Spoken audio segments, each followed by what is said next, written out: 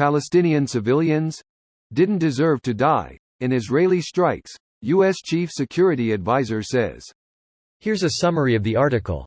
Thousands of Palestinians killed in Israel's attacks on Gaza over the past 3 weeks did not deserve to die, according to the U.S. National Security Advisor, in a marked softening of the Biden administration's hardline support of Israel. In an interview with ABC News on Sunday, Jake Sullivan, the White House's chief security advisor, said Hamas is hiding behind civilians, but that doesn't lessen Israel's responsibility under international humanitarian law and the laws in war to do all in their power to protect the civilian population. There have been deaths of thousands of Palestinian civilians in this conflict, and that is an absolute tragedy. Those people did not deserve to die. Those people deserve to live lives of peace and safety and dignity, Sullivan told ABC's This Week. Israel's current offensives were launched in retaliation for the surprise cross-border attack on 7 October in which Hamas, which has run Gaza since 2007, killed about 1,400 people in Israel and took more than 200 hostages. Israel has a right, indeed a duty, to defend itself against terrorists. Israel also has a responsibility to distinguish between terrorists and ordinary civilians, said Sullivan. Nina Lakhani, October 27, 2023. Sullivan's remarks on civilian deaths come after Biden cast doubt on the veracity of the Palestinian death toll reported daily by the Gaza Health Ministry. Asked about the status of Americans and other foreigners trapped at the Rafah crossing in Gaza by CNN's Jake Tapper, Sullivan said, "Hamas has been preventing their departure and is making their demands. This is an equal priority for us as is to get the hostages out. Around 2.3 million Palestinians are trapped without food, water and medicines in Gaza, which even before this bloody conflict has been described by international human rights groups as an apartheid state and open-air prison." This post received a score of 5,200, with an upvote ratio of 84%. Here are the top comments in response to this article. No innocent civilians deserve to die in a war. Weirdly fed up how that's a controversial hot take these days, isn't it? I really thought that children don't deserve to be murdered was something pretty much everyone could agree on, but the past few weeks have been terrifyingly eye-opening.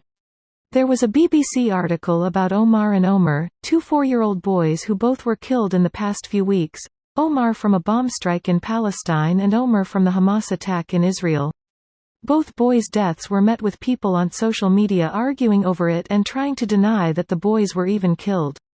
The reality is that both children lost their lives for reasons they had absolutely nothing to with. Hamas caused the death of both. It's a crazy world where this is a hot take. No doubt. Civilians don't deserve to die on either side, and neither side is excused for the atrocities.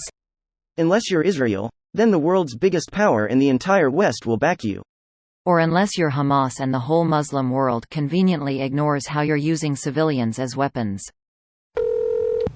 Another person coming at us with some real hot takes that bring us all forward to a solution.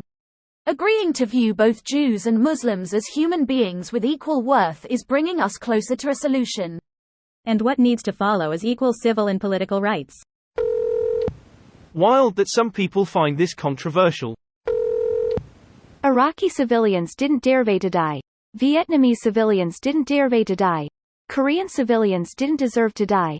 Ukrainian civilians don't deserve to die. What the fuck is your point?